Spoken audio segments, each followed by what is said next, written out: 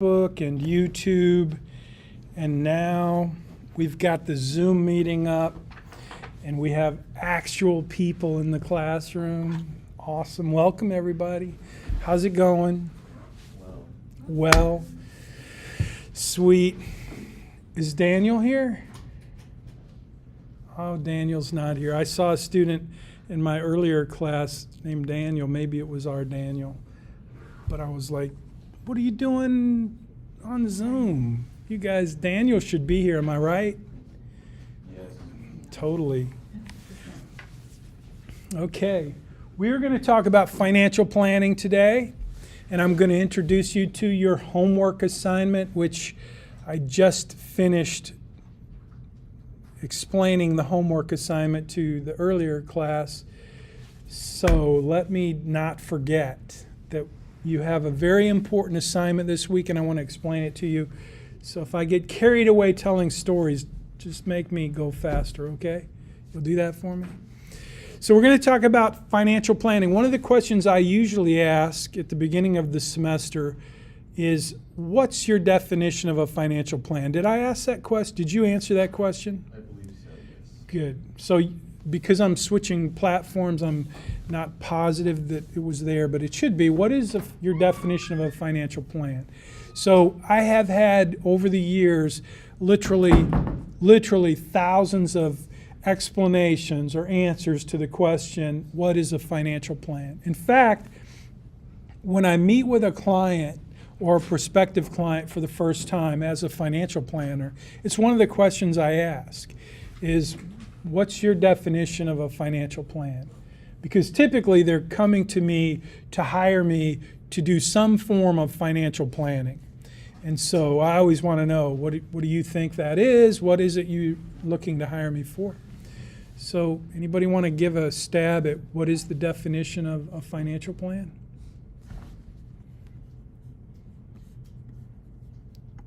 I'm letting people into the Zoom meeting. We have 2 folks on the Zoom meeting. That's a record. Yes, that's a record low. Yes. I think that's financial plan is an outline or like steps that you need to follow to reach financial liberty.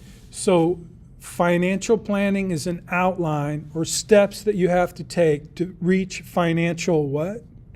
Liberty or independence or freedom. Financial liberty. I've never heard of that, financial liberty, before. So it's an outline or steps. Tell me your name. Andrea, sorry. Andrea's definition is it's an outline or steps that you take to reach financial liberty, financial freedom. That's good. Anyone else? And there's no right answer or wrong answer, because what I've learned is that everybody has their own definition, what it means to them to have a financial plan. So what we're going to do today is I want to share from my perspective what is a financial plan, because you are going to be creating a financial plan, and it's probably your first time to do that, most of you. And so what I want to do is help you understand the way I understand what that means and how it can help you. So ideally, I think financial plan, the most generic thing is, what do you want to do with your money? That's like, we're going to create a plan because you know what you want to do with your money. You at least have an idea of what outcomes you want, so that we can put a plan together to try to achieve those outcomes. And the real deal, the thing that I'm always thinking when I do a financial plan, is what is it you want to do with your life? So they go together.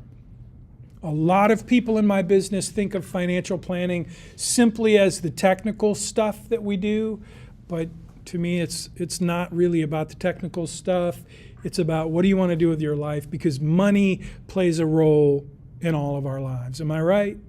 So this semester you're going to get introduced to the Jim Munchbach philosophy of financial planning. So I figured it'd be helpful to get a full dose of it today, because you're going to start building a financial plan moving forward this semester.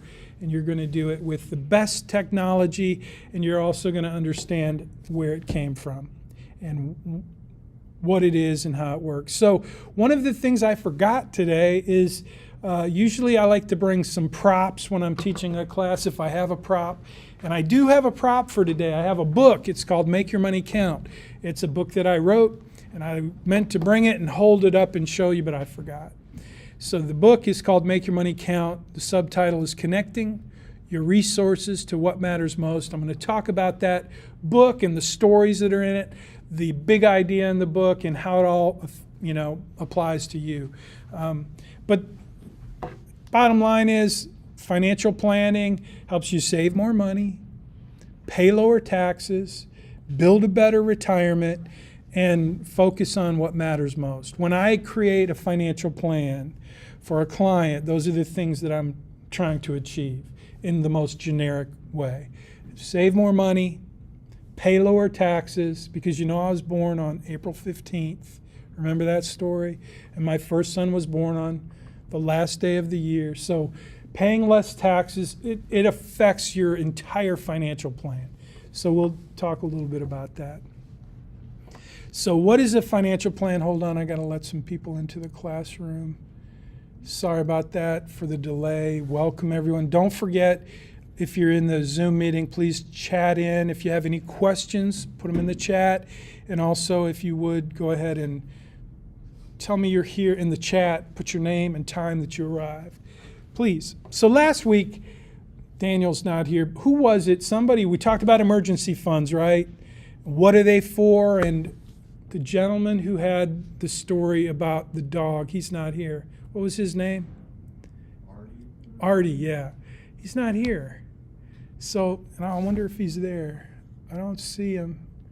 So he's probably going to be watching at 2 in the morning, because this YouTube, Facebook video will be out there for you to watch anytime you want. But anyway, I told you guys about my dog Lucy. She is mighty, she is wise, and she's a terror for her size. And that's Lucy. She's a real dog. And that picture, by the way, can I tell you about that picture? So I'm using a phone right now. It's an iPhone 13 Pro Max. Is that right?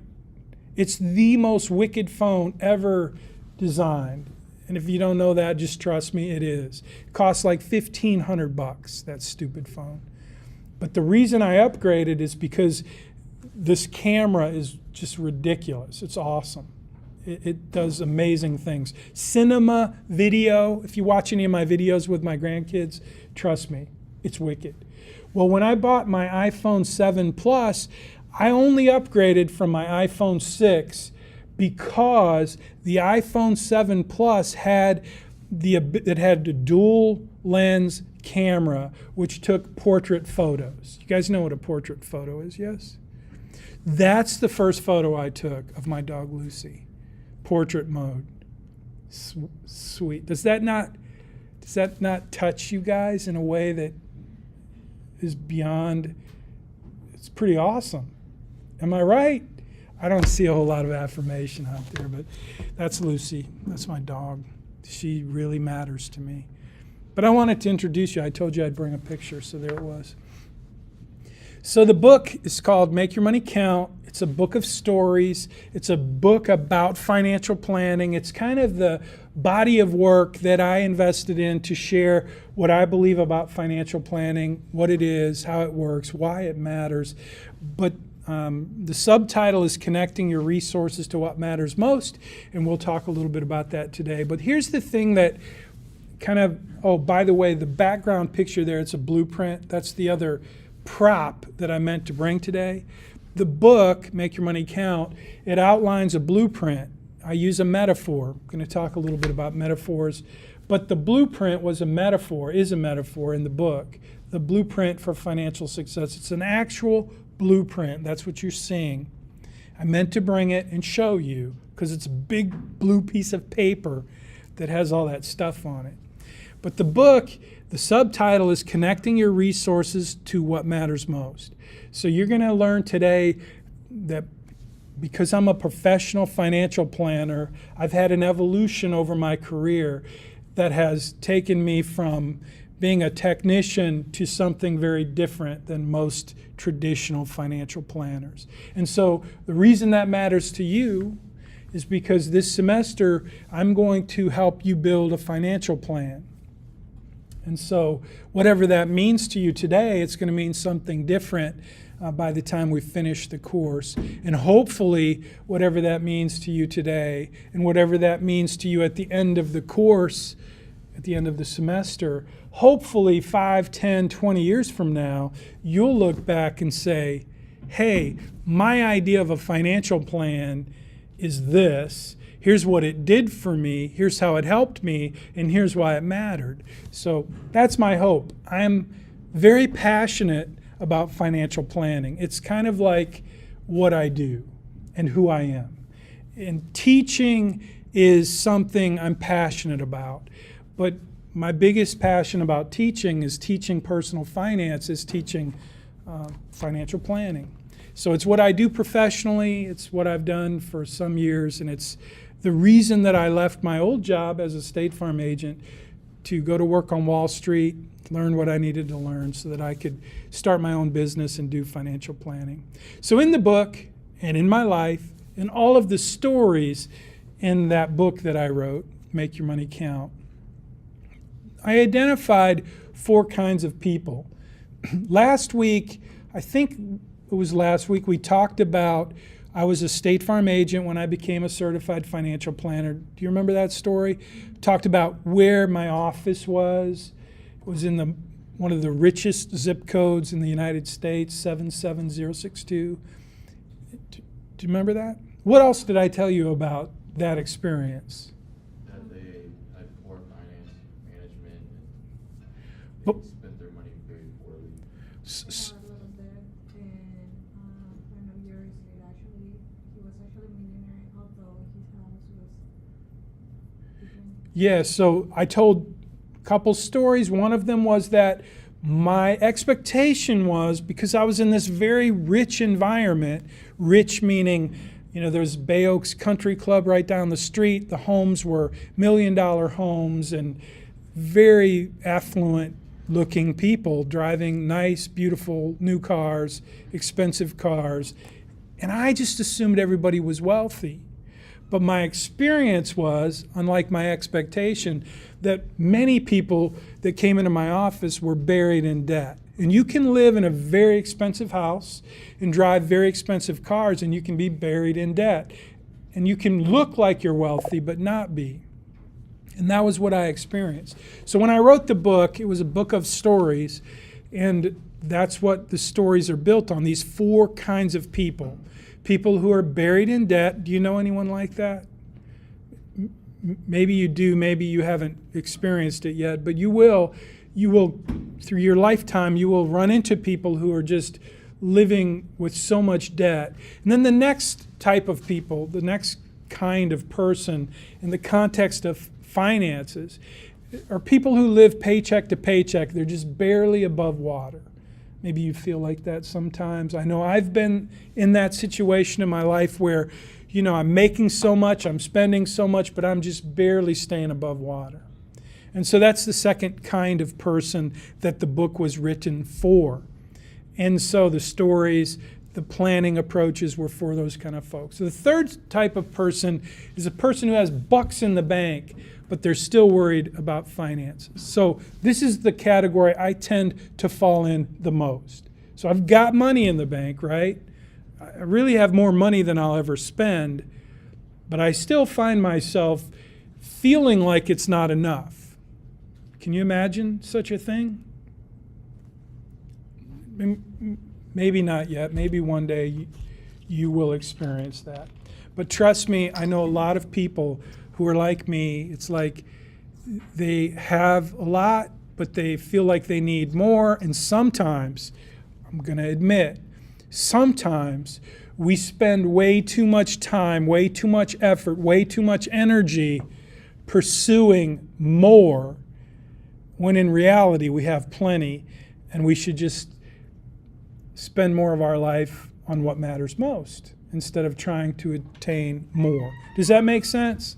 Does that narrative seem to be true in our culture, where we spend our souls and our lives and all of our energy just trying to make money? That makes sense, I hope, right? So I'm guilty of that. I just want to admit that. And so in the book, Make Your Money Count, that was one of the 4 kinds of people that I was trying to reach, that I was trying to touch, and that I was trying to provide a solution to. And so the 4th kind of person, welcome everybody. You look like you're ready to take some photography. Yeah, I had to for another class this time. It's Artie, right? Yeah. Good to have you, man. We were talking about you earlier. Oh, I'm sorry. No, you missed Lucy, though. I showed a picture of my dog, all for you, and you missed. I'll show it later. So the 4th kind of person that I identified and that I really spend a good deal of time in the book is the kind of person that I'm trying to help everybody to become, including me. It's the person, and I've known some people like this, who are full of purpose and contentment. And you can tell, I've had some really amazing friends in my life who were full of purpose and contentment. So when I wrote the book, and as I developed my approach to financial planning, I decided that that's the goal, that that's what I want to aim for, that that's what I wanted to achieve, is to help people move from any one of these 3 kinds of people to become a person whose life is more full of purpose and commitment.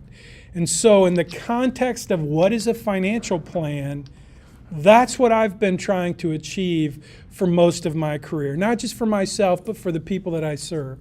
So because of that, you guys are subject to the same medicine. That's my hope, that's my goal, that's what I'm going to try to do this semester with you, is help you move into that 4th category. And that's why the 3rd law of personal finance, the law of purpose and commitment, is so critical.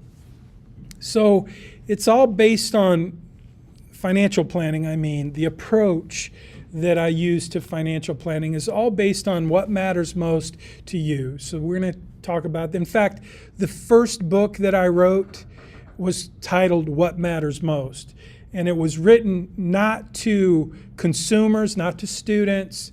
It was written to financial advisors. So it was a book about financial planning with the same illustrations, the same principles, the same process, but it was written to financial professionals because I was a financial professional when I wrote that book. I was a State Farm agent who had become a certified financial planner, and I had no clue what I was doing.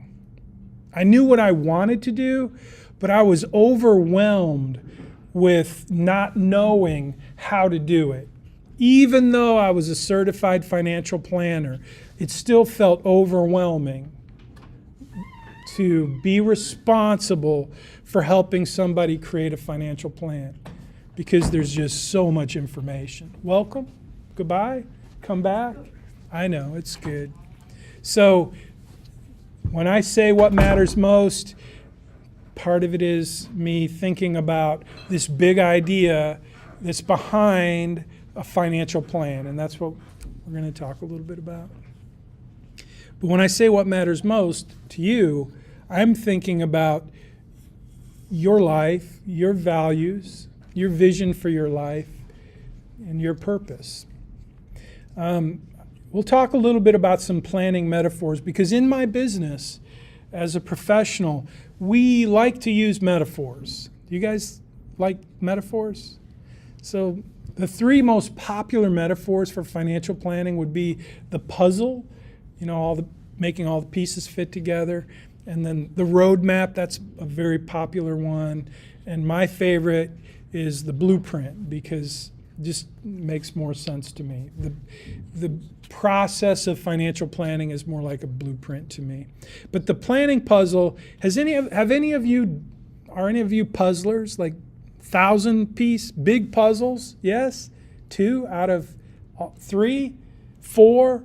Awesome. So you guys have a strategy when you put a big 1,000-piece puzzle together? What is it? I do corners first and then the sides. Corners, sides, nice. Exactly that. Then work your way in. You too? Exactly that, yeah. Same way. Yeah, I do. How long typically a 1,000-piece puzzle? Is that a 2-week project for you guys? Depends on how much free time. Help. Yeah, I guess it's a group thing. I should do that. We should do that I'm going to try that. Start with the corners, then the sides. Anyone else? Similar colors. Similar colors. That's what I heard earlier is you look at the picture, right? I mean, nobody mentioned it, but I'm assuming the picture on the box is part of your strategy. Am I right? So to me, that's like the key. In financial planning, when we talk about this metaphor, we're always talking about the big picture. Like that's what a financial plan is supposed to do, is help you have the big picture. But in a puzzle metaphor, the border, the corners, the sides, so this isn't really strategies, but it's when you think about a financial plan, it's similar. This is how a financial plan fits to the metaphor of a puzzle is you have the big picture, you got to know the big picture before you start putting the pieces together. And then you start with the corners and the sides and the colors, and it's kind of how you build a financial plan. So that's the puzzle metaphor. Just thought you'd appreciate that. This slide is out of order, obviously. So when I ask the question, what is a financial plan, I get a lot of different answers. But when I Google it, and if you Google it, one of the things you'll find is it's a document. So it is a document. A financial plan, how many of you would think it's a document? So that would be helpful, right? If you had a financial plan, if you said, I have a written financial plan, you would have a document. So I'm going to try to convince you that while yes, it can be a document, it is a document, it's considered a document, it's really something much more. It's a process. So I'm doing, I have a company, right? My business, Bayrock Financial is my company. We do investment management and financial planning. And I report to a regulator, the Texas the Board of Securities, not the SEC, but the Texas Board of Securities, because I'm not big enough to be SEC. You have to have $200 million to be regulated by the SEC. But if you're smaller than that, then you're regulated by the state, and I'm state regulated. But I'm having my first exam, my first securities exam. I just am in the middle of it. And one of the things they asked for is they wanted me to send them a list of all of my clients that I delivered a financial plan to. Do you know how many, out of all my clients, do you know how many financial plans I delivered? 0. Why would they want me to tell them how many plans I delivered? Because they think of financial planning as a document, one that they can review, one that they can look at and make sure that it's all accurate and good. But the reality is, do you think people do financial planning based on a document, or more like kind of a roadmap, something that helps them? So think about, this is the next metaphor. This is a very popular metaphor in my business for a financial plan. It's a roadmap. It helps you get from where you are to where you want to be. And so one of the things that this slide doesn't, this slide's out of order too. Like Lucy, this is Maddie. Maddie's my granddaughter. She's a real person, even though you'll think she's a movie star when you see her picture. She's adorable. She is mighty, like Lucy. She is wise, like Lucy. And she is seriously a terror for her size. If you ever get pinched or hit by Maddie, you will know what I mean. That's Maddie. She's my granddaughter. She was with me last night. She was sitting in my lap, and she decided she wanted to throw her head back. Sitting in my lap, right in the nose. Her head hit me right in the nose. And she just laughed. That's Maddie. So back to the financial plan. So the document that we've all thought of in my business, it's kind of like the roadmap, the dinosaur. You know, Maddie, she's never seen a road atlas. Do you guys know what a road atlas is? Anybody? Nobody knows what a road atlas is. So when I was a State Farm agent, we had State Farm had a road atlas. It was like the #1 gift I would give to people. And I gave away thousands of road atlases. It's a map. A road atlas is a book with each state on a different page. And so if you take a trip, you would, back in the day, you would use the road atlas. It's a map, but it was a book of maps that you could turn the page, and when you go from Ohio to Michigan, you'd see where the road left off in Ohio, and you go to, but as a road atlas, it was a very, very popular thing that your parents or your grandparents could not live without. It's kind of like today you have Google Maps, your iPhone, or you know the device that, so there's some devices. Google Maps, my iPhone has a map, right? What do you use? Apple Maps. Use Apple Maps. Anybody use Waze? Nobody? Waze is probably the best because it tells you about accidents and speed traps. It's the same thing. It's just more sophisticated. It's pretty cool. But basically, a road map tells you where you are, where you want to be. You know, it helps you get where you want to be. But there's a story I wanted to tell about road maps and dinosaurs. So the road atlas, it's pretty much history. You don't even know what it is. But trust me, when I was your age and I went to school in Missouri and I drove to Michigan, you never left without your road atlas. It was a good thing to have. But then along came this thing in the top right. Do you know what that's called? Yeah, I think, GPS. My dad had one of those. He called it Maggie because it had a woman's voice. He just called it Maggie. My dad is no longer with us.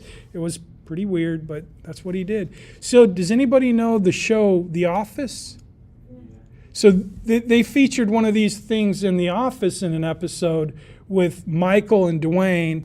And Michael was driving and he was listening to the navigation system and it said turn right, and you're laughing because you remember what happened.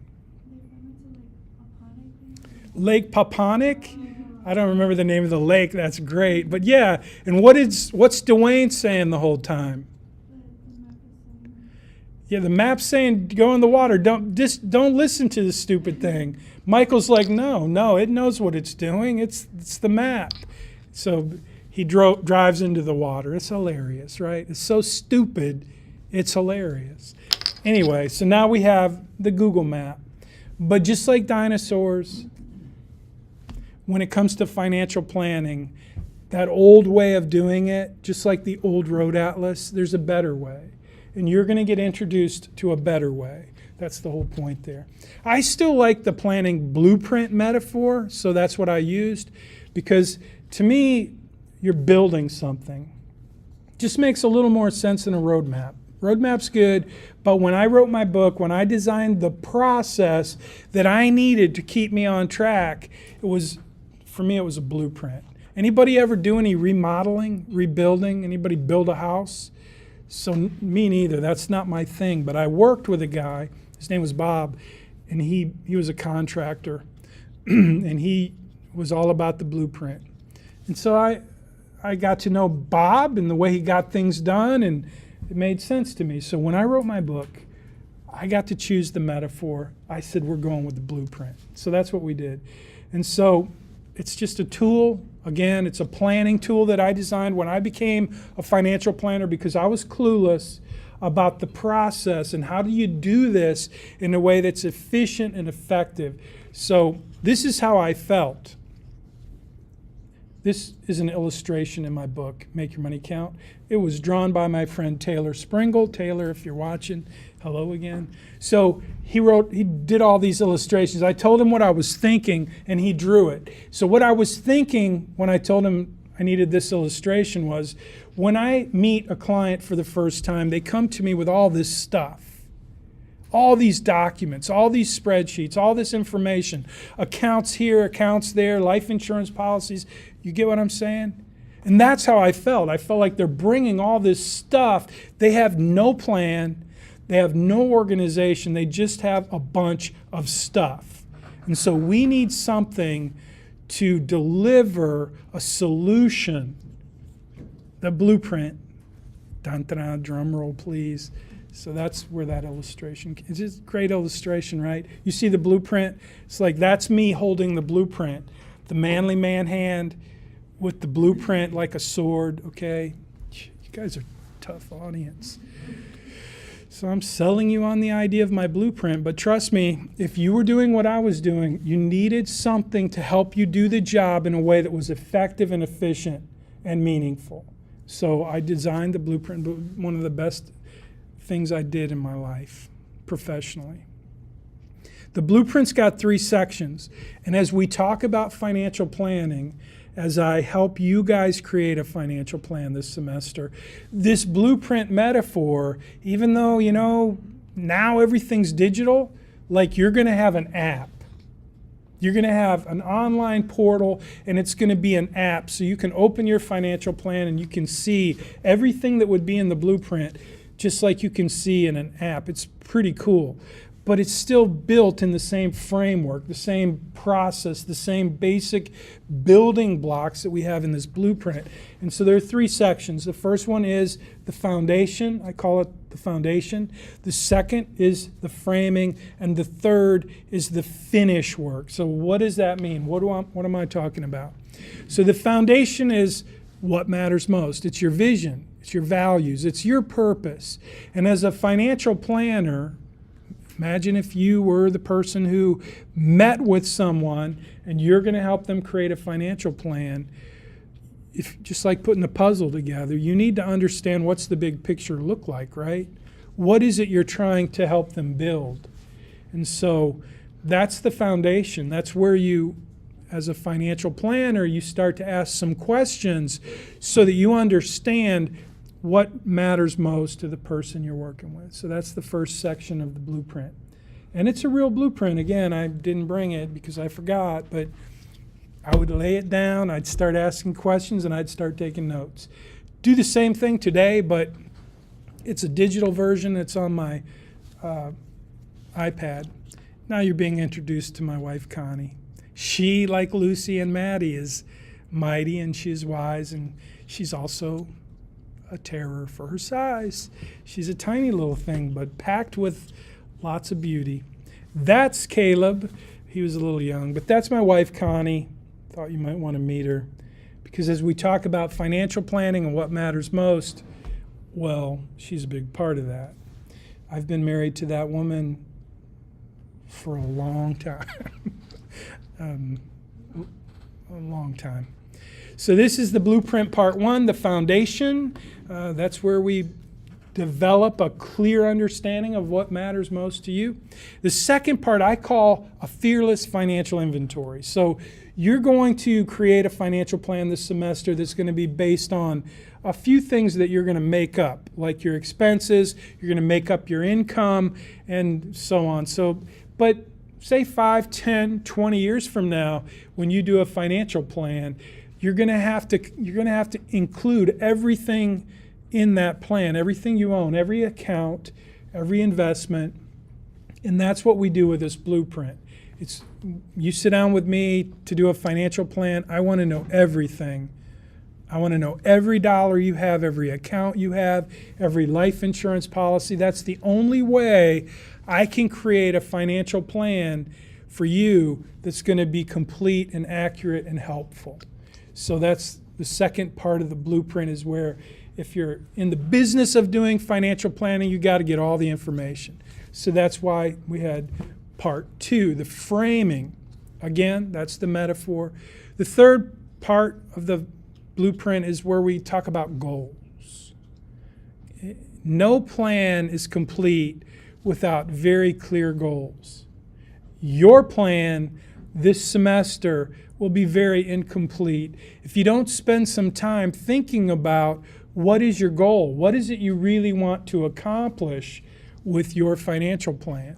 And even though we're going to be making some things up along the way, because that's the only way I can teach you the strategies that I'm going to teach you in financial planning, even though we're going to make some stuff up, like we're going to pretend that you have the job that you're going to have when you graduate. We're going to pretend that you're buying a house that you researched, one that you could afford, that's in a neighborhood that you want to live in. We're going to pretend that you found your dream car and you got a loan and you bought it. And we're going to pretend that you take your credit cards and you go spend a bunch of money so that you can then go back and apply some debt payment strategies so that you can see how that works in real life. So we're going to pretend some things. But that doesn't mean that your goals have to be pretend. You can actually create some goals and create a plan that will help you understand what actually will work for you to achieve your goals. But any plan needs goals. They need to be specific, and that's what is part of the blueprint. That's whole part of the process of financial planning. So if you have a roadmap analogy, not to mix metaphors, but you got to know where you're going, right? That's why you'd have a roadmap. And if you're going to put a puzzle together, you want to know what the picture on the box looks like, and you want to make sure the pieces fit together. So is the roadmap, puzzle, and the blueprint, those are 2 metaphors? Those are 3 of the most common metaphors that we use in my business to talk about financial planning. And I'm sharing those with you just so that you can start to wrap your head around the big idea of financial planning, which is something you're going to do this semester. It's not something I don't think it's going to be on a test. I haven't actually created this week's quiz yet, so maybe I'll throw that in there. Also, I was going to ask, is it a possible way to, so you said like your wife and kids will be part of your financial plan? Is it a way that you could just, like, Eliminate them? yeah, no, not like that, but like financially plan for yourself and yourself only, not them. So is there a way that you can plan for yourself but not your family, not your wife and your kids? Oh, there should be a different plan for them as well. Oh, yeah, that's a good question. So the question is there a way to do a financial plan for yourself and your wife and your kids separately? I'm not sure. The answer is obviously yes. In fact, it would be a good idea. Here's the way I think this will answer your question. So this is the way I approach financial planning. Say you were older than you are. Let's pretend you're 50 and you're married to a 48-year-old babe. Okay, I think that makes sense. I'm married to a babe. I hope that doesn't hurt anybody's feelings. But let's just say you come into my office and it's you and her, and you guys want a financial plan, and you know that you need a little help putting it all together. So the approach that I would take is that you're the one that makes all the money. Let's just assume that you're the one that prompted this meeting because you're concerned about your investments, blah, blah, blah, but you want a financial plan. I'm going to do a financial plan for you, but the truth is I'm creating a financial plan for her at the same time, because what I know is, in my experience, you're going to die before she does. Very likely. In fact, I'll show you story after story of people who that happened to, including my mom and dad, my biggest clients. He dies before she dies, and so for that reason, I focus all of my financial planning on her. Obviously, I'm doing your financial plan, but we're also planning for her and for your kids at the same time.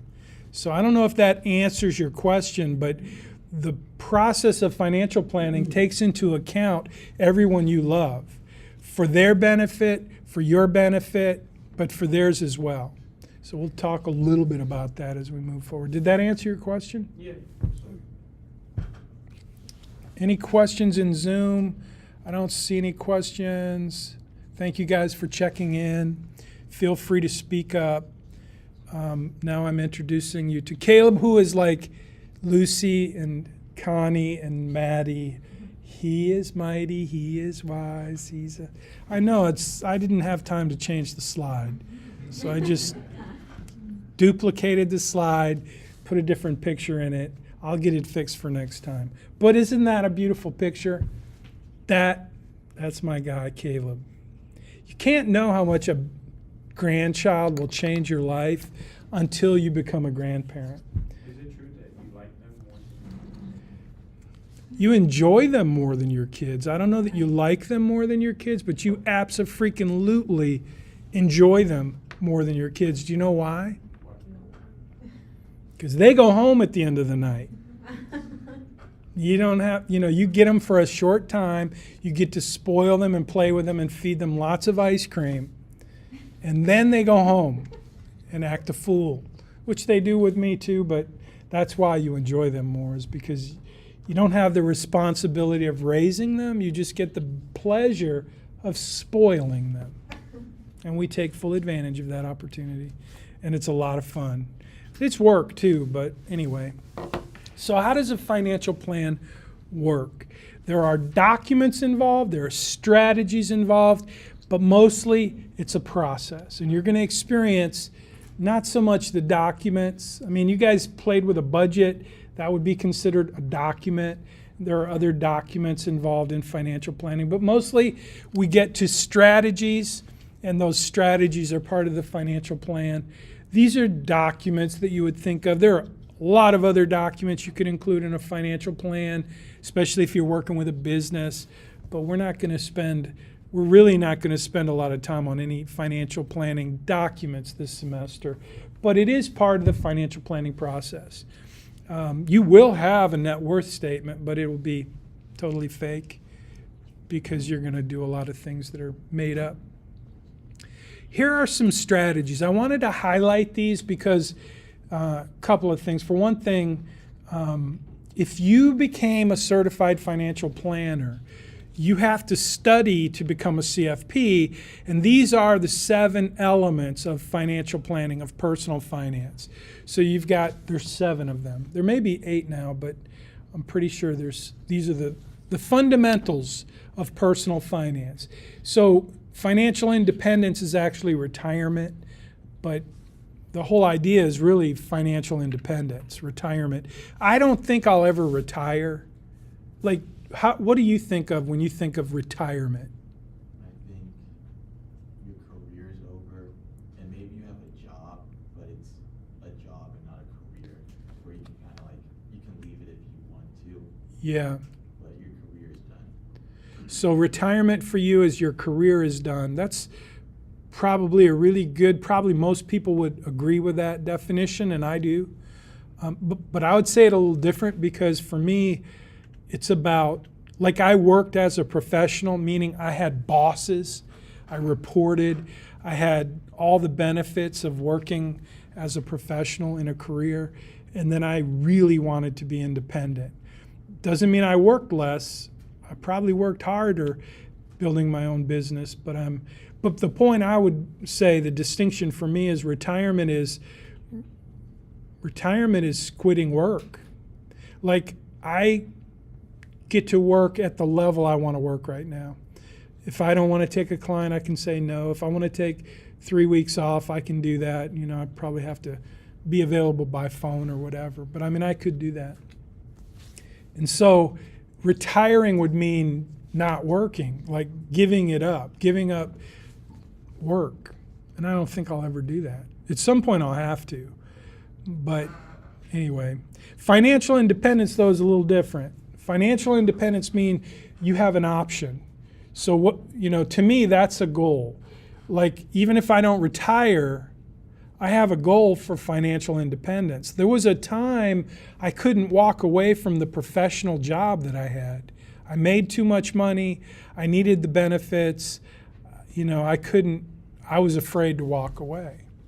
But at some point, it's when I did a financial plan, I realized I can walk away from that and have the option to do this. And so to me, that's a little different than retirement. I don't know about most people, but a lot of people think of retirement as getting to that point where they just travel, they do recreation, they enjoy their life. It's like one endless vacation. And to me, that's a dangerous thing. People do it all the time, but if you look at the statistics, a lot of people die pretty soon after they retire because they have no purpose, they have no mission, they have nothing that really matters, that they've spent their whole life under pressure having to do things, and then they retire. And it's like, if you're familiar with astronauts and NASA, I live right down the street from NASA. My office was in NASA. And so when they send an astronaut to space, do you know what happens when they come back? Do you think they get a, what was that? Are they taller? Are they taller? Dude, They get the credit. I don't think so. You're serious. Yeah, like their spine. Their spine actually. Maybe that's true, but that's not what I was referring to. I guess that's true. They are taller. So we should all go to space. I could go to space and I could finally not be too short for my weight. No, so one of the things they do at NASA, because being an astronaut going into space, it's like the ultimate mission, right? And so what they discovered pretty quickly is when they come back, they get hammered with depression, like serious depression, because they had this mission that mattered so much. And then they come back and they like put them on vacation, like you worked really hard, go take some time off, go golf, go out to eat, go travel, go, and it ruined, it was like dangerous. So what they discovered is now when they send an astronaut into space, when they come back, they have them loaded up with important assignments where they get to go right back to work. So when you think about how we work as humans, how it works for us as humans, and you think about retirement, to me, I would be careful about the idea for you to think about getting to a point in your life where you're just going to be on perpetual vacation. I don't think that's healthy. And so I don't use that. That's one of the reasons I don't use that word. Financial independence, now that's something I want for all of you. And yeah, there's plenty of recreation involved, but it's like you still have some purpose. Like I still want to make money. I still care about making money because the more money I make, the more I get to leave for Caleb and Maddie and invest in their future. And if I stop making money, I'm going to get really concerned about me having enough. So I don't ever want to stop working. As long as I'm able, I want to do something that adds value that I get paid for so that I can pay it forward. And maybe I'm just convincing myself. Maybe that's all just up in my head, but that's how I think about it. You get to think about it however you want. I get to try to influence you this whole semester. So let's talk about the process. Every financial plan has to involve goals and priorities. And the way we treat those in a financial plan, in terms of the mathematics, the probabilities of success, you'll see this in your financial plan as you build it. You're going to have things arranged according to needs, wants, and wishes. How many of you have wishes, like things you would love to do, and they cost a certain amount of money? Can you imagine living your life and creating your financial plan so that those wishes are number one and you don't pay attention to the things that you know you need? And then there are other things that you want that are really good, but there are other things that are wishes that you know, like I wish I could be an NBA basketball player, but it ain't happening. That's okay. That's not a good example. You know what I mean. So a financial plan addresses needs, wants, and wishes. And as a financial planner, that's important too. Your big idea this semester, the context, if you will, of financial planning for you is in all ways to save more money, to pay lower taxes, and to build a better retirement. I say that for any financial plan that I'm involved in. Those are the basic generic things. But for you to become a millionaire by the time you're 50, that's a very measurable, specific, attainable, I think, good goal. You may go way beyond that, but I say that's a good goal for you to say, I'm going to build a plan that does that. And I'm going to help you do that. I'm going to help you build a plan that does that specifically. And whether that's a good goal for you or not, like some of you will go way beyond that. Some of you may not need $1 million to live the life you want to live, and you may decide you want to retire at 45, or you may want to live in a tiny house or whatever. It's your life, you get to choose. But here's what I believe. By helping you engage in financial planning, I'm going to help you have more clarity about what you really want and how you're going to get it. And that's going to give you a higher level of confidence in life in general, which is going to mean that you're going to experience more contentment in your financial life. That's my goal. That's what I hope. Now, I think I told you guys I worked on Wall Street, right? I worked in the wealth management department at Morgan Stanley. I left State Farm. I was a State Farm agent making a ton of money, but it was like I didn't want to sell car insurance for another minute. And I had enough money to do whatever I wanted to do. I wanted to start my own business as an investment advisor, a financial planner, but I was scared. I knew I'd been a State Farm agent for so long that doing what I do today as an investment advisor, as a professional financial planner, I needed some more experience. That's what I believed. So I went to work at Morgan Stanley. Do you know, when I got to Morgan Stanley, I got into this preferred training program. It was a 3-year program where you had very high levels of production. In other words, I had to sell stuff to keep the job to stay in the program, 3-year program. When I got in that program, I went to corporate. That's a town called Purchase, New York. Did you know there was a town called Purchase? Pretty crazy, isn't it? I thought, seriously? Purchase? What a weird name for a city, but yeah, there is one. So I go there in this, huge facility, Morgan Stanley, and here's what they tell me. They told the whole group, they said, for every one of you that got this position, 20,000 people applied. How would you feel sitting there knowing that 20,000 people applied for that job? How would you feel? Special? Privileged? See, you're different than me. I felt like they were yanking my chain, lying to me. I'm right. Are you kidding me? Do you know how many people wanted, if you have credentials as a financial planning person or a financial advisor, those banks on Wall Street, they're constantly trying to get people to come on board. They throw them up against the wall, more than half of them fail. That's what I thought. I'm like, yeah, right. But I believed that there were a lot of people trying to get into the program, but I didn't feel special. I felt like they were lucky to have me. I know, I'm sick. But it is what it is. The point, so it was a great program. And what I want you to know is I am still thankful that I was in that program. And I want you guys to think about whatever you want to do in your life. Getting professional training is tremendously valuable. And it was for me. But here, I want to share a story about contentment. So when I went to work at Morgan Stanley, I'd been doing this for a while. I had figured it out as a State Farm agent. Believe me, it's a lot harder to be a financial planner as a State Farm agent than it is working for a Wall Street firm, because how would you feel about your State Farm agent trying to sell you financial products?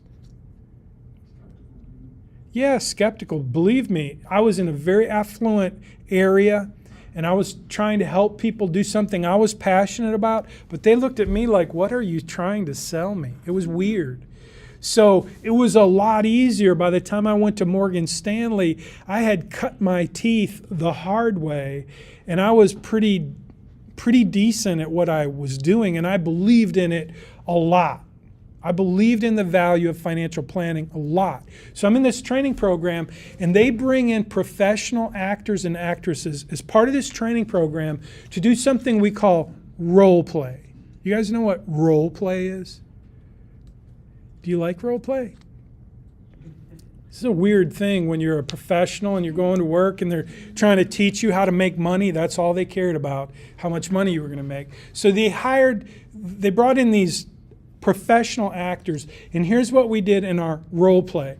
They wanted me to sell them on the idea of hiring me to help them with their financial plan. And so I did what I do. I talked about how I would help them get really clear about what matters most to you. We'll have that conversation. I'll take all of your information, all of your financial information. I'll put it together into a comprehensive financial plan. And we'll get really clear about what your goals are. And the whole process, here's what will happen. Here's what I believe I can do for you. I'm going to help you have more clarity about anything financial in your life. And you're going to feel a lot more confidence because you're going to have more clarity. And the process that I just outlined, that's what it's going to do. But here's the thing that I want you to know. Here's the thing that I believe makes me different. That's what they wanted me to sell. How am I going to make you think I'm different and you should hire me? I said, I'm going to help you experience more contentment in your financial life and in your life in general. Do you know what they told me when they do the evaluation at the end? What do you think they told me? You did well. Great job. Nope, they did not tell me great job. They did not tell me I did well. You did bad. I did bad. They didn't really say I did bad. They said I did okay, but. And you know whenever they say but, there's a big, nasty, hairy thing coming. Am I right? They said but. What do you think they said after that? Nobody knows. So here's what they said. I'll never forget. They were like, that's a little warm and fuzzy. You're not going to make any money trying to sell that. Like, that's too idealistic, right? It's too grandiose. I'm like, okay, I get that, because that's how this business is. Nobody really can help somebody experience more contentment in their life, right? That's not something you hire me to do. Am I right? That's like Dr. Phil stuff. You go to Dr. Phil for that. Which is why a lot of my friends call me the Dr. Phil of financial planning, because I go places that most of the time financial planners don't go. And that's what my experience was on Wall Street, is I was in a place where they didn't really believe that was possible. But I'm telling you, it is possible. That you can experience more contentment in your life simply because you have some clarity around what you're going to do with your money. And you're going to be more confident when you know what you're going to do with your money. And that results in more contentment, less anxiety. It's true. So that's why I believe financial planning is something worth your time, worth learning, and what you're going to learn this semester to get a grade. I get to teach you that. And I'm really excited about that. I've always been excited about that. Maybe too excited, maybe too excited. So these strategies, these 7 elements of financial planning, they're baked into the financial planning process. Again, like I said, if you became a certified financial planner, you have to become an expert in each of these. And each of these is its own body of work. Believe me, there's a ton of minutia involved in these 7 areas of financial planning. From retirement planning to cash flow management. There's just a lot of information. So, as we go through the course, you're going to get exposed to these elements of financial planning, and you're going to see how they affect your bottom line. Like, that's why most people do this, both from a professional perspective, like for the money. We do this business because we make a lot of money helping you manage your money. But we don't make money if we don't convince you that we can help you make money. Does that make sense? And so the ones of us who are really good at this, we know how to help you make money. And that's why you pay us, to help you make money. That's the technical part. That's where the rubber meets the road part. But there's a whole nother level of financial planning that affects your life. And that's what makes this something that I think is extremely, not just valuable, but fun. It's more meaningful than just money. So there's financial independence or retirement planning. For you guys, it's like, how do you become a millionaire by the time you're 50? I'm going to teach you that. Have you guys heard of FIRE, financial independence, retire early? Yeah, it's like a thing out there. Anyway, that's That's what that first area is how do you do that? How do you manage your money so that you can retire early? Risk management is about insurance. So insurance is one of the most expensive components in your budget. We're going to spend 1, maybe 2 lectures, probably 1.5, on insurance. We could spend the entire semester on insurance. So in financial planning, one of the major elements of financial planning is risk management, and that's insurance planning. And that's what we're talking about. So car insurance, home insurance, business insurance, life insurance, disability insurance. Has anybody heard of long-term care insurance? Has anybody had a grandparent who was in a long-term care nursing home? No? Well, you will experience that in your life. The statistics say that 1 in 2 people will require long-term care, either in a nursing facility or in a home, or in a home like my wife took care of her mom for a couple of years because she couldn't take care of herself. So that's going to happen to 1 in 2 of us. And so long-term care insurance is one way that you can protect yourself against that risk. It's very expensive. It's not for everybody, but it is one of the strategies that are available for financial planning. You're not going to learn about long-term care insurance. I'm going to do my best to teach you how to become a good consumer of insurance by teaching you about car insurance and home insurance.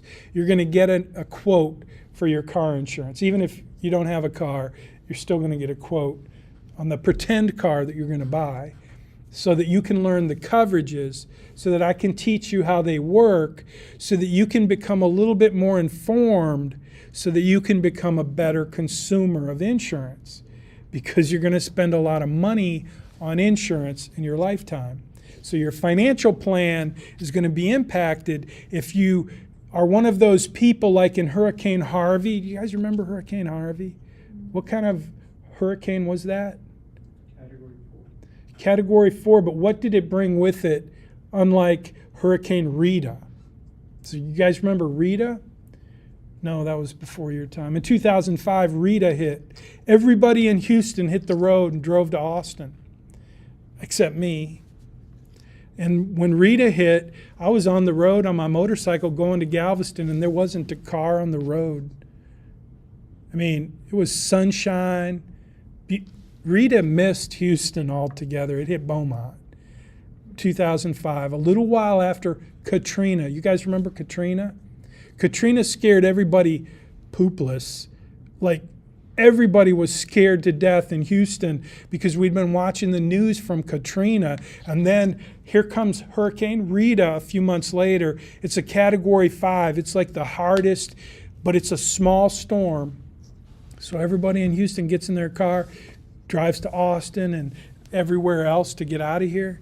Like 12 people died in their cars because of something that happened on the road. Traffic was a nightmare, and it never even came to Houston.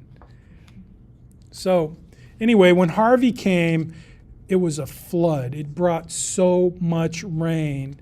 Do you know how many people didn't have flood insurance? Like, that's a major risk. To have a home and owe that much money on a home. Now, you pretty much have to have flood insurance if you have a mortgage, but a lot of people that I knew had paid off their house and they canceled their flood insurance.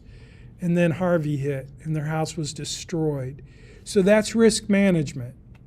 If I was your financial advisor, or if I did a financial plan for you, I call that a gap in your plan. It's a gap that we should fill. I always said to my clients, if you bought homeowners insurance from me, it's a no-brainer to buy flood insurance. So that's risk management. Lots of ways that risks can be transferred to insurance companies, but it's very expensive. So I want to teach you how to be, a good consumer of insurance so that you can save money and use it wisely, because it's really expensive.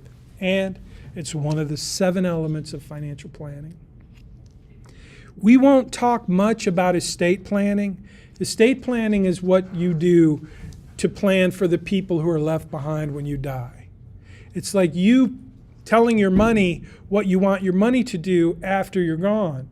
And if you have a plan for that purpose, you can save a tremendous amount of money on taxes and other things, and not to mention huge, huge headaches for the people you leave behind if you have a basic estate plan. So it's one of the 7 elements of financial planning, one that we won't even hardly touch on in this semester, but it is part of the big idea of financial planning. And it always involves taxes. Education funding, again, this is one of the 7 elements of financial planning. I think of college as a big part of that. Some people want to save money for college. I did that for my kids. I saved for college. None of them took me up on it. My oldest son decided to join the military. He wanted to be independent. He let the military pay for his college. He went to trade school for a little while. He's an air traffic controller now, never went to college. He went to trade school for a little while. He went to flight school, got his airplane license. He did what he wanted to do, and education helped him do it. But it wasn't the traditional college that I expected. So anyway, for Caleb, I have a fund for Caleb. I want to spend any amount of money as required to train him in any area of his life that will make his life better. And I can afford to do that. But in my financial plan, that's something I've designated as here's where I want my money to go. I want to designate money for this purpose so that there's no question. And when I die, that doesn't change. Like, I still want to make sure that Maddie and Caleb get all of the education. I don't ever want money to prevent them from learning something, and it could be something like a musical instrument, right? Or how to ride a motorcycle. It's not just college. Trade school, I think, is a great thing. I went to trade school. I was a master mechanic. That's how I paid for my college, by being a master mechanic. You guys know I was born on April 15th, right?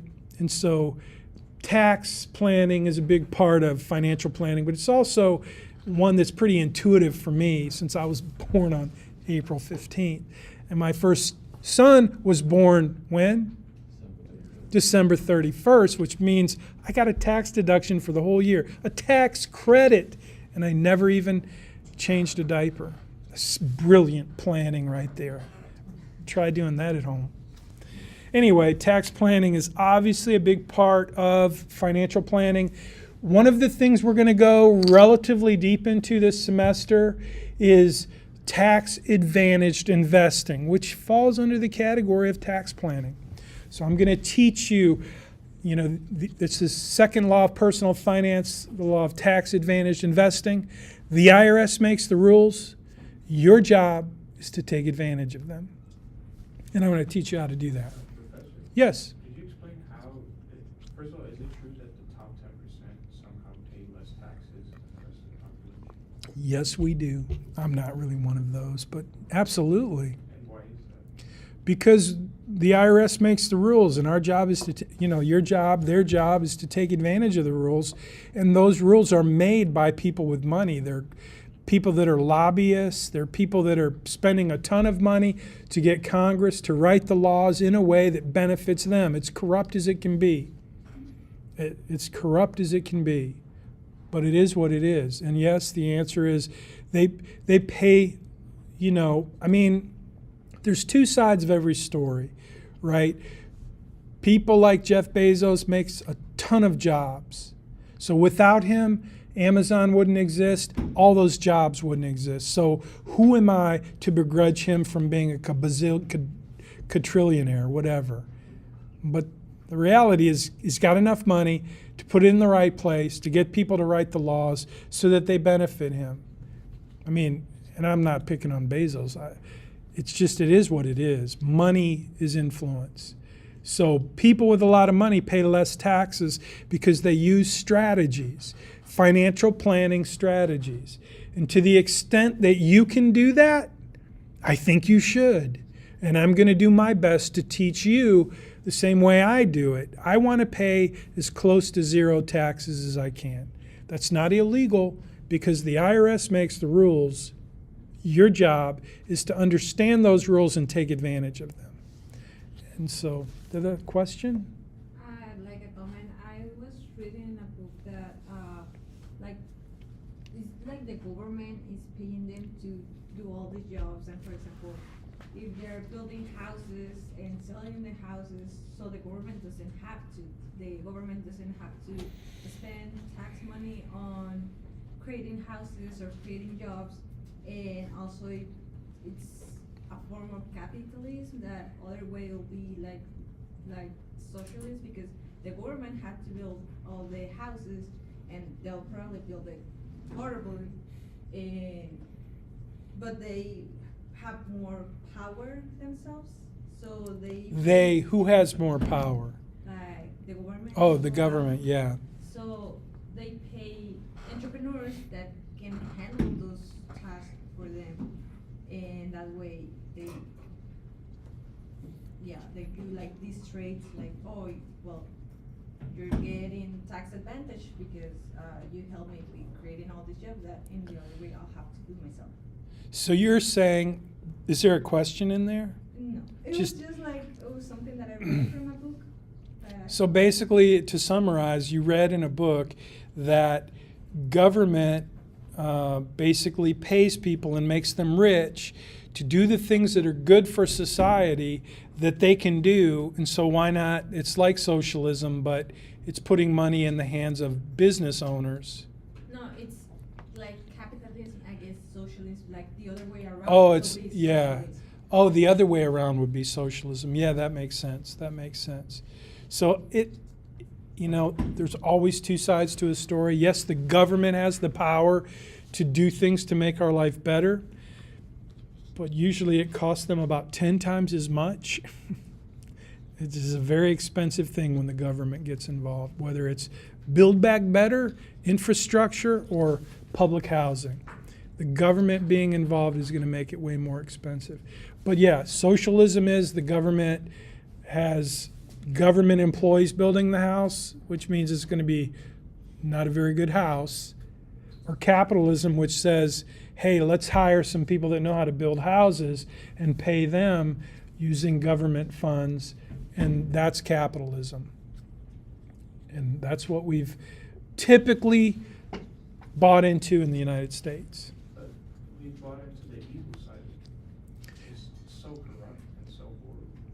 Like, the middle class is the only reason this country runs. They pay the most out of everything. So how many of you are political science majors or minors? So is this things do you talk about these things in your class? Yeah. I'm just passionate about it because hopefully there'll be change. Yeah.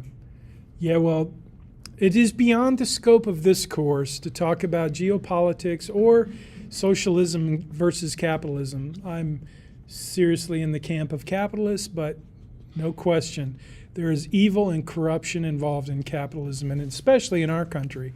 Well, not especially, but for sure in our country. I hope I don't get canceled from YouTube for that. Please. All right, so investments, back to the 7 categories, the 7 elements of financial planning, the 7 basic strategies that are focused in all financial planning. One is investment strategies or investment management, and it is the most popular topic in this course. I'm going to teach you at least 4 investment strategies that are designed to minimize risk, maximize returns, and take advantage of tax-advantaged investing. So that's coming. Again, that's the most popular topic in the course. We could spend the entire semester on investment, excuse me, but we won't.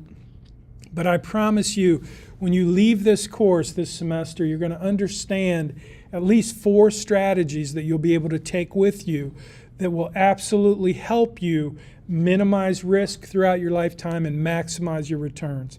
And you'll be able to understand them well enough to put them into practice as soon as you get out of this course, as soon as you get that first job. All right, so it looks like we're getting closer to the end. Cash flow management is a huge part of financial planning, as you already know. It's budgeting, it's accounting, it's all of that, and it's going to be part of your financial plan this semester, but it's also always an important part of any financial plan. So let's see what we have here at the end. Financial planning strategies. In summary now, so the technical part, the financial planning stuff is one thing. But what I really want you to think about this semester and today as you leave is that financial planning is a way to improve your life. Every one of these areas, there's something there that can relate to your life and help you. And so for me, financial planning has put me in a position where my wife and I get to enjoy something that I never really, it's what I dreamed of. And I'm not super wealthy, but I'm in a place financially where I get to do what I'm doing today and not worry about being somewhere else working for a boss because I have to have a job. So that's what I want for you. I want you guys to be able to create a really good vision for your life and have a plan that helps you get there. And that's what I'm going to try to teach you this semester. So that's it for if I showed you the last few, it would just be a repeat of Lucy and Maddie and Caleb and Connie, Lovey. And they are all mighty and they are all wise and they're all a terror for their size because I didn't edit the slides, but I will next time. So now let's talk about the assignment for this week.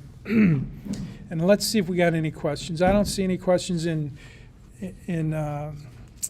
Zoom, so you guys are hanging with me. I hope you're not spending too much time on Netflix. The assignment this week is really pretty special. It's one of the most special and important assignments you'll do this semester. So I'm happy to tell you about it. It's called the parental interview. And the reason we call it parental is because your instructions in Blackboard are going to be very clear that you need to interview a parent. But it doesn't really have to be a parent. It could be a grandparent. It could be an aunt or an uncle. The point is, it's someone in a generation older than you. So if you decide to do what every semester someone decides to do, which is interview your roommate, you're going to get marked down 50% or so, maybe more, depending on my mood. You will not get full credit for interviewing your roommate, no matter how awesome they are, no matter how awesome the interview is. It's a parental and it doesn't have to be someone in your family, but I would encourage you to do that, to look around your family, your extended family, and find that person who you believe has some wisdom that you would like to share, that you would like to ask them to share with you. So in my family, my Uncle Hank, who's no longer with us, when I first got married to my wife Connie, that's Connie, Lovey, that's what the grandkids call her. When we got married 100 years ago, I took her to meet my family in Michigan, and then I took her to meet my family in Kentucky. And so she got to meet my Uncle Hank. Hank was the guy in our family that whenever somebody had an issue or a real problem, they'd call Hank. And my wife, Connie, from then on, from the time she met Hank, every time we had an issue that we weren't sure what to do about or it was challenging, she would always say, "What would Hank do? What would Hank think? That's who Hank was." So for me, if I was doing this interview and I did go to Hank and I did interview him, and his interview is in my book, it's one of the best stories in Make Your Money Count in the chapter on first memories of money. You should read it. I think it's in your homework. It's not like homework, it's just there for you to read. But Hank was the guy that I went to say, hey, he was very successful. And I wanted him to share his wisdom with me, and he did, and it was beautiful. And I got the benefit, the beautiful gift of being his financial planner. And when he passed, now his wife, Lorraine, she's one of my best clients. So what I want you guys to do this week is think about who is that person in your life that's like Hank was in my life, who you can go to and say, listen, I've got this assignment. I have to do an interview. The questions that you're going to ask in this interview are questions that could stir up some emotional stuff. So I want you to be aware of that. I want you to treat this with the utmost respect and care. And just be aware that it may get a little bit uncomfortable, but don't let that make you uncomfortable. Just sit and be with this person, ask the questions, and let them share from their heart. And if you'll do that, I promise you, or I believe, I can't promise you, but I believe you will experience something good, and they will experience something good. Because at the end of the day, what they're going to experience is someone coming to them and saying, I want you to share your wisdom with me. And if they agree to do that, by sharing whatever they share with you, it's going to benefit them just to know that you cared enough to ask. And almost always, you will walk away with some insights, some understandings, not just about that person and their life and what they did with money, but you're going to understand some things in your family that might help you see things a little differently moving forward. So it's a very important assignment. It's really not hard. It won't take long. You can do it by phone. You can do it in person. You can do it with Zoom or whatever, however you want to do it, however is best for you. But try to make it as interruption-free as possible. Like, I know that's challenging sometimes, but that's a big difficulty. If you're having this interview while you're having a pizza party, it can be a little less than effective. Any questions? You guys are awesome. I appreciate all your work. Look forward to seeing you next week. Thanks for being here. You guys on Zoom, we're going to wrap it up. If you have any questions, comments, speak up. I'm going to wait and see what you got. Otherwise, you're free to roam around the nation. Hey. Does this interview have Thank you, specific Professor. questions? You bet. Take care. I'm just curious if this interview has specific Oh questions. yeah, absolutely. Okay. Yep. All the assignments have specific stuff. That's the only way I can grade it. Yeah, because I don't know how I'm going to walk up to my dad and just say, can you share some wisdom with me? Yeah, no, you won't do that. All right, thank you. You bet. Take care. Have a good week. Yes. I have another question. Maybe having someone about thinking. Do we have